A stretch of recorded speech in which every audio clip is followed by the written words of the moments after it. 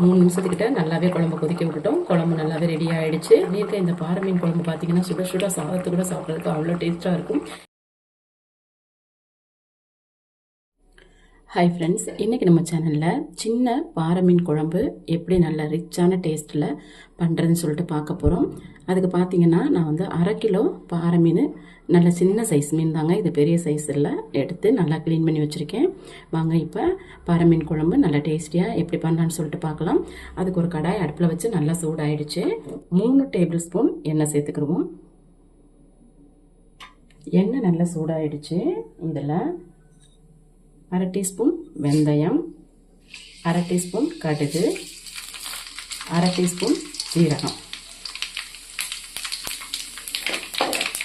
கடுகு, வெந்தயம், ஜீரகம் இது 3 எண்ணெயில் நல்லா பொரிஞ்சிருச்சு. இப்போது ஒரு கைப்பிடி அளவுக்கு சின்ன வெங்காயம் எடுத்து நறுக்கி வச்சுருக்கேன். கூடவே 4-5 பூண்டு பல்லை எடுத்து நறுக்கி வச்சுருக்கேன். 2 சேர்த்துக்கலாம்.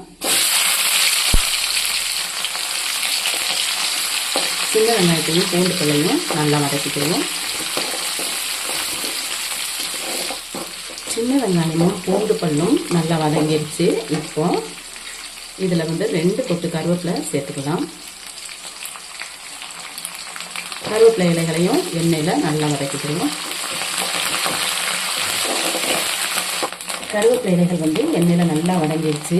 இந்த நேரத்தில் நான் வந்து பச்சை மிளகாய் சேர்த்துக்கிறேன். இந்த பச்சை மிளகாய் பார்த்தீங்கன்னா ராமநாதபுரத்தில் ரொம்ப ரொம்ப ஃபேமஸான ஒரு பச்சை மிளகாங்க. இது வந்து ராமநாதபுரத்தில் மல்லல்ங்கிற கிராமத்தில் விளையக்கூடிய ஒரு பச்சை மிளகாய். அதனுடைய ஸ்பைசஸ் பார்த்தீங்கன்னா பயங்கரமாக இருக்கும். நார்மல் மிளகாயோட இந்த காந்தாரி மிளகாய் இதெல்லாம் சொல்கிறோம்ல, அதை காட்டிலும் பயங்கர கொடுமையாக இருக்கும் இதனுடைய காரம் பார்த்தீங்கன்னா. எனக்கு அந்த மிளகாய் இன்னைக்கு கிடச்சிச்சு. ஸோ இந்த மீன் குழம்புல வந்து நான் இந்த மிளகாய் சேர்த்துக்கிறேன்.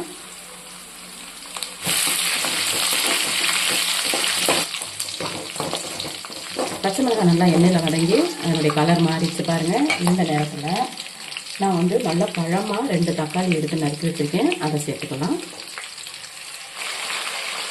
கூடவே இந்த மீன் குழம்புக்கு தேவையான உப்பு நான் இந்த இடத்துல சேர்த்துக்கிறேன். இந்த நேரத்தில் சேர்க்கும்போது தக்காளி சீக்கிரமாக வெந்து கிடைக்கும். சேர்த்து தக்காளி நல்லா குழைய வதக்கிடுவோம்.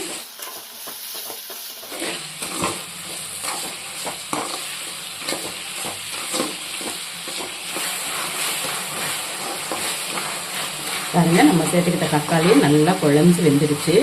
இந்த நேரத்தில் நான் வந்து இந்த மீன் குழம்புல வெண்டைக்காய் சேர்த்து செய்ய போகிறேன். அதனால் வந்து ஒரு 2 வெண்டைக்காய் வந்து முருங்கைக்காய் சைஸுக்கு நறுக்கிட்டு நான் இந்த நேரத்தில் சேர்த்துக்கிறேன். ஏன்னா வெண்டைக்காய் வந்து கொஞ்சம் வலுவழுப்பாக இருக்கும் இல்லையா, அதை நம்ம வந்து குறைஞ்சது ஒரு 5 நிமிஷம் எண்ணெயிலே வதக்கிட்டோம் அப்படின்னா அந்த வலுவழுப்பு போயிடும். மீன் குழம்புல இந்த வெண்டைக்காய் சேர்த்து சாப்பிடும்போது அவ்வளோ ஒரு டேஸ்டியாக இருக்கும். இப்போ நம்ம சேர்த்துக்கிட்ட வெண்டைக்காவை ஒரு 5 நிமிஷத்துக்கு நல்லா வதக்கிடுவோம். பாருங்க, வெண்டைக்காய் வந்து அதனுடைய வலுவழுப்பு தன்மைலாம் போயிட்டு நல்லா எண்ணெயிலேயே வதங்கிடுச்சு. இந்த அளவுக்கு வதக்கிக்கிட்டா போதும். இப்போ இந்த வைக்கக்கூடிய அந்த மீன் குழம்பு வந்து நல்லா கலர்ஃபுல்லாக இருக்கிறதுக்காக நான் வந்து ஒரு 1/2 டீஸ்பூன் அளவுக்கு மட்டும் காஷ்மீரி மிளகாத்தூள் சேர்த்துருக்கேன். நம்ம சேர்த்துக்கிற காஷ்மீரி மிளகாத்தூளை எண்ணெயிலே நல்லா வதக்கிக்குவோம். இந்த மாதிரி வதக்கும் போது குழம்பு வந்து நல்லா கலராக இருக்கும்.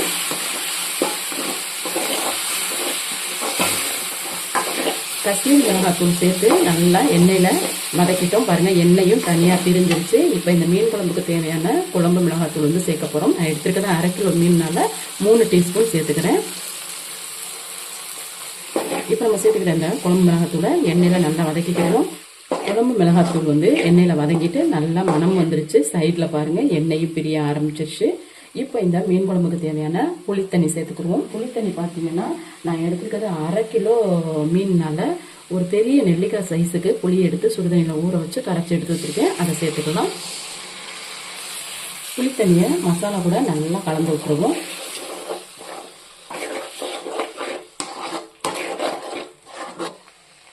பாருங்க, புளித்தண்ணி சேர்த்து நல்ல மசாலா கூட கலந்துட்டோம். எண்ணெய் மேலே மிதந்துருச்சு. இப்போ இந்த மீன் குழம்புக்கு தேவையான தண்ணி சேர்த்துக்குவோம்.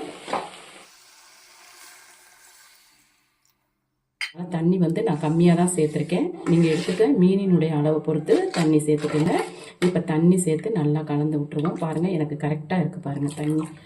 இந்த மாதிரி கலந்து விட்டுட்டு இப்போ இதில் வந்து நம்ம உப்பு கரெக்டாக இருக்கான்னு பார்த்துடலாம். நம்ம வந்து தக்காளி வதக்கும் போதே உப்பு சேர்த்துருக்கோம். உப்பு, புளிப்பு, காரம் எல்லாமே பெர்ஃபெக்டாக இருக்குங்க. இப்போ இதை மூடி போட்டு ஒரு கொதி வர விட்டுருவோம். குழம்பு நல்லா கொதிச்சிருச்சு. ஓப்பன் பண்ணி பார்ப்போம். பாருங்கள் குழம்பு நல்லா கொதிச்சுட்டு பாதி அளவுக்கு வத்திருச்சு பாருங்கள். நம்ம எவ்வளவுக்கு தண்ணி வச்சுருந்தோம், ஆனால் இங்கே வந்திருக்கு நல்லாவே வத்திருச்சு குழம்பு. இப்போ நம்ம ஏற்கனவே க்ளீன் பண்ணி வச்சுருக்க மீன்களை சேர்த்துருவோம்.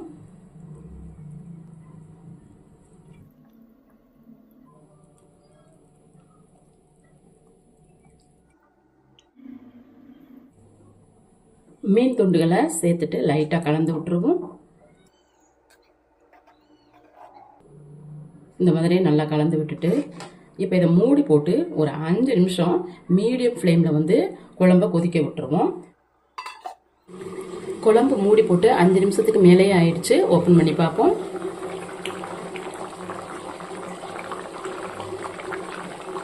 பாருங்க குழம்பு நல்லா கொதிச்சுட்டு மீனுமே நல்லா வெந்துடுச்சு.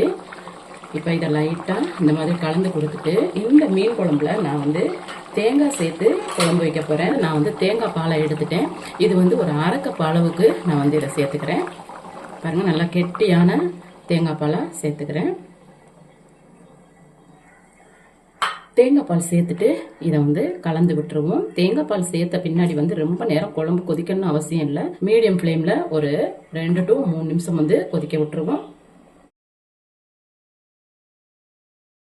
பாருங்க தேங்காய் பால் சேர்த்து குழம்பு வந்து 3 நிமிஷத்துக்கிட்ட நல்லாவே கொதிச்சிருச்சு.